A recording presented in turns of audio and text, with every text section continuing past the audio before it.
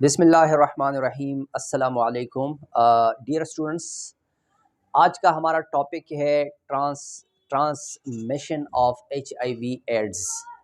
इसका मतलब ये है कि जो HIV वायरस है वो किस तरह एक शख़्स से दूसरी शख़्स में मुंतकिल हो जाता है, यानी रूट ऑफ ट्रांसमिशन क्या है या मुंतकिली के रास्ते कौन कौन से हैं। ठीक है, इस पर अब आज हम मुख्तसर सी बात करते हैं। So transmission of HIV AIDS. So the first one is through sexual contact. Okay, ये वायरस इसको हम कहते हैं सेक्सुअल ट्रांसमिशन डिजीज़।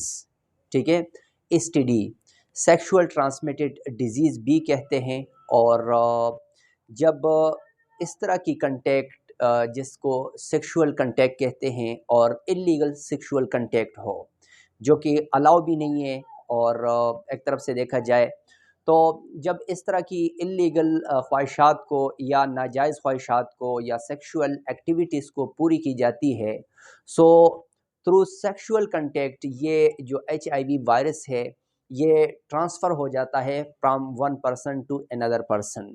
जब इस तरह की एक्टिविटीज़ में कोई इन्वॉल्व हो जाता है, अगर उसको ये नहीं पता कि मुझे HIV वायरस है, तो वो दो जो पार्टनर्स हैं वो एक दूसरे में इस वायरस को मुंतकिल कर सकते हैं, यानी ये ट्रांसमिशन हो सकती है। ठीक है, सेकंड नंबर पे है थ्रू बॉडी फ्लूइड्स। एक्चुअली दरअसल बात ये है कि जो ये HIV वायरस है ये बॉडी फ्लूइड में पाया जाता है। It is found in body fluids. Okay, अब कौन कौन से फ्लूइड है? सीमन है, वेजाइनल फ्लूइड है, ब्रेस्ट मिल्क है और ब्लड है। इस पे हम डिटेल से बात करते हैं। ठीक है, इसमें ज़्यादा होता है। अब जब सेक्सुअल कंटेक्ट हो तो जब सीमन एजाकुलेटरी फ्लूइड है मेल का, जब ये पार्टनर में चला जाता है तो ये वायरस सीमन के साथ चला जाता है। ठीक है, और वेजाइनल फ्लूइड जब इस तरह कोई कंटेक्ट होता है सेक्सुअल, तो जो वेजाइनल फ्लूइड में HIV है वो भी दूसरे मेल में ट्रांसफ़र हो सकता है। ठीक है, और ब्रेस्ट मिल्क और ब्लड, इसकी बात हम करते हैं ये आने वाले टॉपिक पे। थर्ड नंबर पे है from mother to her baby during birth और थ्रू ब्रेस्ट मिल्क। ओके, एक HIV इन्फेक्टेड मदर से ड्यूरिंग बर्थ जब बच्चे की पैदाइश हो रही होती है तो that time across the placenta, तो जो HIV वायरस है वो प्लेसेंटा को क्रॉस कर लेते हैं और वो मदर से जो HIV इन्फेक्टेड मदर है, यानी बेबी में न्यूनेट्स जो है या न्यू बॉर्न बेबी जो है उसमें ट्रांसफ़र हो सकता है। और अगर कोई इन्फेक्टेड मदर है, HIV इन्फेक्टेड मदर है, और वो अपने बेबी को ब्रेस्ट फीडिंग कराती है, यानी उनको मिल्क देती है या उनको दूध पिलाती है, तो that time from breast milk the HIV will transfer to baby from infected mother. तो ये भी एक रूट ऑफ ट्रांसमिशन है।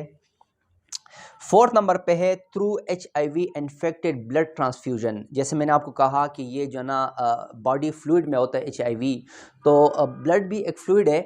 तो जब HIV इन्फेक्टेड ब्लड हो और कोई डोनर हो और वो HIV इन्फेक्टेड हो और वो किसी को ब्लड डोनेट करे, तो थ्रू दैट ब्लड जो इन्फेक्टेड ब्लड है वो दूसरे पर्सन में जो रेसिपेंट है और जो पेशेंट है उसमें ये ट्रांसफ़र हो सकता है। सो थ्रू ब्लड ट्रांसफ्यूजन भी HIV ट्रांसफ़र हो सकता है, इसकी ट्रांसमिशन हो सकती है। ठीक है, and the last one is through contaminated instrument. वो औज़ार या वो सामान, वो इंस्ट्रूमेंट जो एक HIV पेशेंट के लिए यूज़ की जाए, जैसे नीडल्स हो गए, कंटेमिनेटेड नीडल्स हो गए, कुछ सिरिंजेस हो गए, कुछ ब्लेड्स है और रेज़र है। ये मैंने लिखी भी है सारी चीज़ें, syringes, contaminated blades, razor and needles. जिस तरह ये शेविंग ब्लेड्स होते हैं या रेज़र होते हैं, उसको अगर इन्फेक्टेड पर्सन यूज़ करे और यही कंटेमिनेटेड चीज़ अगर कोई और पर्सन यूज़ करे तो ये HIV virus through that instrument